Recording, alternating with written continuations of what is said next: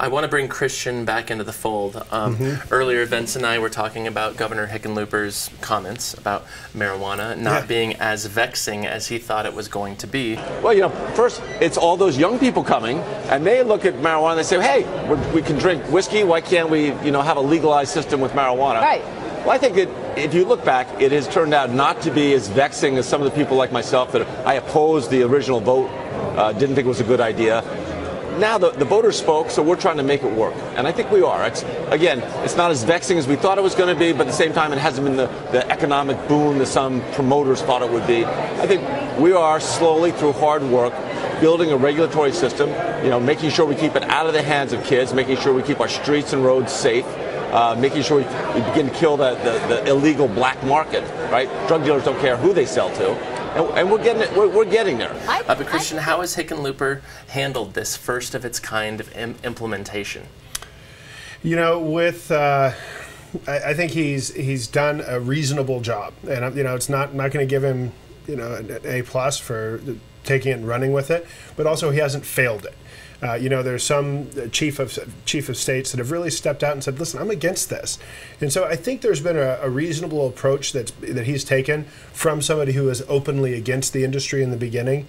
And so I applaud him for acknowledging the will of the people and the desire to make this an industry, and working with both the regulators in the state and the industry to make it happen. But despite that, it wasn't like a warm reception where we were really brought into the fold and encouraged to grow like so many other industries would be. I mean, let's face it, the marijuana industry creates a lot of jobs. We have a lot of revenues, and for every job we create, just like every other job created, there's 2 or 3 other jobs created. So we're an income producer, a job creation engine, and if we were any other industry, I think we would have seen a much warmer reception from the governor and his staff. But despite that, for a man who is openly opposed to this, again, I do applaud him for his openness and willingness to continue to work with it. Sure, and Nancy, same question. How do you think Hick has handled this, and also have you imagined how this industry would benefit from having a governor who fully supports it? Yes, I have imagined that. You dream of it, in fact. I dream of it. Yeah, I think I'm in agreement with Christian. I think I would have given him maybe a C a year ago, and now I'm moving up. He seems to be embracing it more, and I think that the data is there to support him embracing it more. I was just looking at the paper the other day, and there was an interesting study that came out that accident fatalities are at an all-time low since marijuana legalization. So I think that there's really, you know, some hard data that's coming out now that makes it more palatable, if you will, for a politician to be positive about it. And I think the C moving up is a fair grade. I mean, you look at the spectrum, and you put Chris Christie from New Jersey on the failing end, right? Like, I will oppose the will of the people no matter what. And it's like, thanks for being an elected official and opposing what we voted for. Or you look at Bill Richardson from New Mexico, and he's pretty much a pro-marijuana activist. I mean, that guy's going to retire from politics and open a dispensary, it seems.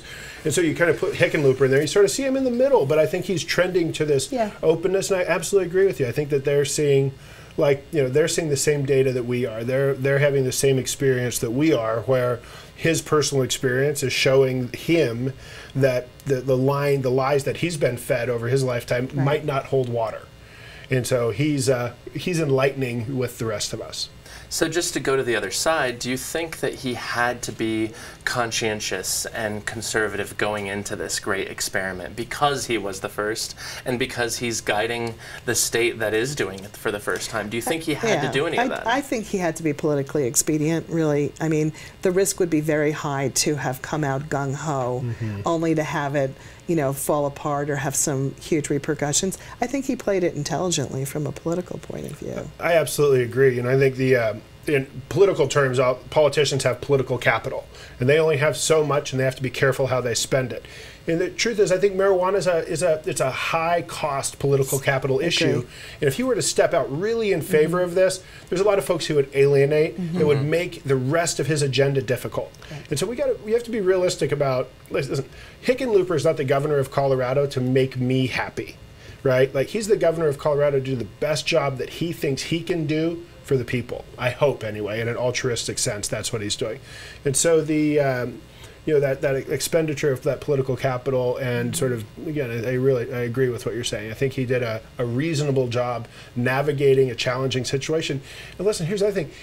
He and the guy from Washington are basically singled out to be the first two to have to do this. And when they go to the Republican or the Governors Association's meetings, this is going to be the hot topic for them. And his peers are going to look at him too and say, how did you deal with this?